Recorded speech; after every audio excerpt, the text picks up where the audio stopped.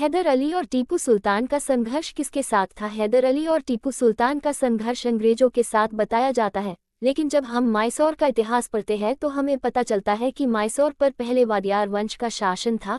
राजा चिक्का कृष्णराज वाडियार के शासन में हैदर अली एक सैनिक के रूप में भर्ती हुआ था। राजा को दूसरे राज्यों से भय दिखाकर उसने उच्च पद हासिल कर लिया और एक समय जब मराठा सेना पानीपत के मैदान में गई हुई थी और महाराजा किसी कार्य से राजधानी से बाहर गए हुए थे, हैदर अली ने हैदराबाद के निजाम और फ्रांसीसियों के सहयोग से सत्ता पर अधिकार कर लिया।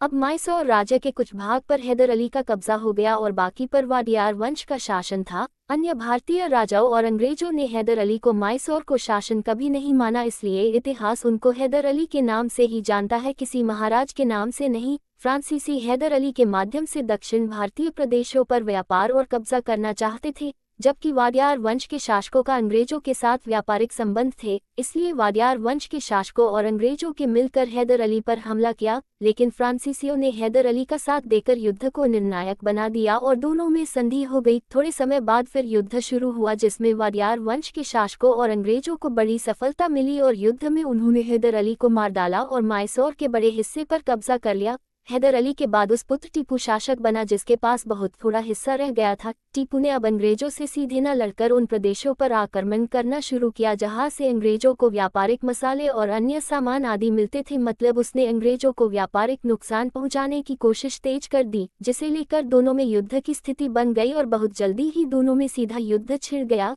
युद्ध में टीपू को करारी हार का सामना करना पड़ा। अंग्रेजों और वाडियार वंश के शासकों ने उसे बुरी तरह हराया और अपमानजनक संधि करने को मजबूर किया। टीपू को युद्ध और व्यापार में नुकसान का दोषी पाया गया और उस पर करोड़ों रुपए का हर्जाना लगाया गया। हर्जाना चुकाने तक उसके पुत्रों को भी अंग्रेजों की कैद में रखा गया, जिन्हें पूरा हर्जाना चुकाने पर छोड़ा गया। अभी तक मैसूर के आसपास के सभी राजा वाडियार वंश के शासकों को ही मैसूर का शासन मानते थे। सभी सरकारी घोषणा पत्रों पर उन्हीं का नाम होता था, लेकिन वाडियार वंश के बड़े पुत्र की बीमारी से मृत्यु होने पर टीपू ने खुद को मैसूर का सुल्तान घोषित कर दिया। टीपू सुल्तान द्वारा खुद को मैसूर का सुल्तान घोषित करने की बात पर वाडियार वंश के शासकों ने कड़ा विरोध किया और अंग्रेजों के साथ मिलकर टीपू पर हमला कर दिया।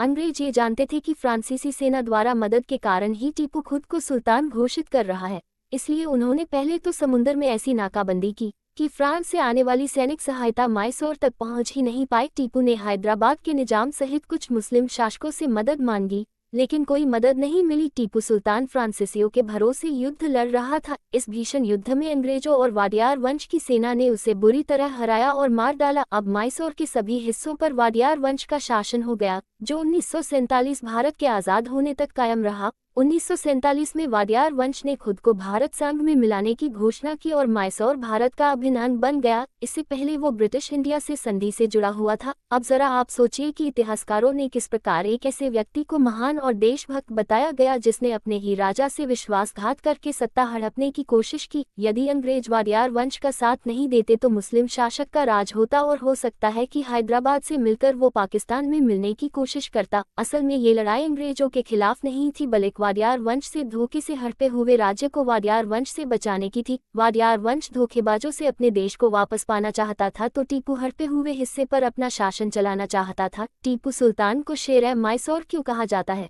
शायद आपको सुनकर हंसी आ जाएगी कि टीपू सुल्तान ने एक खिलौना बनवाया था जिसमें एक बाघ एक अंग्रेज का गला पके हुए है।